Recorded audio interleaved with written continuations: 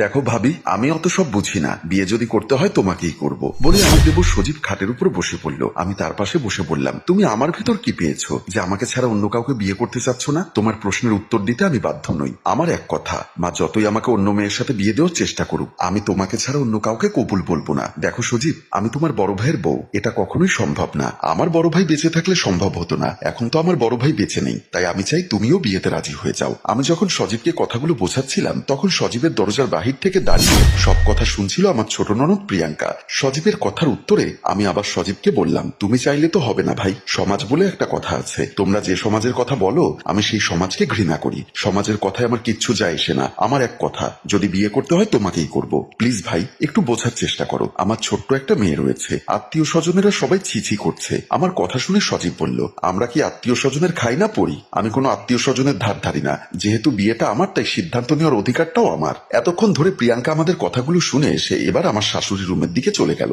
আমার শাশুড়ি তখন মোবাইলে আমার বাবার সাথে কথা বলছিল। আপনাকে এর আগেও কয়েকবার বলেছিলাম আপনি আসুন আমাদের বাড়িতে। আপনি আজ এই সমস্যা কাল ওই সমস্যা করে আসছেন না। অপর প্রান্ত থেকে আমার বাবা বলল, বেআইন আপনি তো জানেন আমার স্ত্রী অসুস্থ, তার পাশে সবসময় একজন লোক লাগে। এদিকে আমার ছেলে এবং ছেলের বউ দুজনেই চাকরি করে, ওরা কেউই দিনের বেলায় ঘরে থাকে না, তাই আমি ইচ্ছা করলেও যেতে পারি না। আপনাকে তো আগেই বলেছিলাম আপনার বউয়ের সেবা করার জন্য আপনার মেয়েকে নিয়ে যান। আমার ছেলে মারা গেছে আজ 1 বছর, আপনার বিধবা মেয়েকে আমার ঘরে রেখে লাভ কি? আচ্ছা বেআইন, আগামীকাল শুক্রবার আমি অবশ্যই আসবো। ঠিক আছে, তাই আসুন, আল্লাহর ওয়াস্তে এসে আপনার মেয়েকে নিয়ে যান। এখন রাখছি, আসসালামু আলাইকুম বলে আমার শাশুড়ি মোবাইলের লাইন কেটে প্রিয়াঙ্কাকে দেখে বলল, কিছু বলবি? এসে দাঁড়িয়ে আছিস কেন? মা, ভাবি ছোট ভাইয়াকে অনেক বোঝাচ্ছে, কিন্তু ভাইয়া ভাবিকে ছাড়া আর কাউকেই বিয়ে করবে না বলছে। ঢং দেখে আর বাঁচি না, ওসব তোরা বুঝবি না। আমার মাথার চুলগুলো তো আর এমনি এমনি পাকেনি, আমি সব বুঝি। নিশ্চয়ই কবিরাজি করে আমার ছেলেটার মন বশ করে রেখেছে। দাঁড়া, এর একটা বিহিত আমি করছি বলেই আমার শাশুড়ি খাট থেকে নেমে সজীবের রুমের দিকে চলে আসলেন। তখনও আমার দেবর সজীবকে আমি বোঝাচ্ছিলাম, ভাই এমন করো না, তুমি এমন করলে শাশুড়ি মা কষ্ট পাবে। এমন সময় আমার শাশুড়ি এসে বলল, গাছের গোড়া কেটে উপরে জল ঢেলে লাভ নেই। কি দেখিয়ে আমার ছেলেকে পাগল করেছো তা কি আমি বুঝি না মনে করেছো?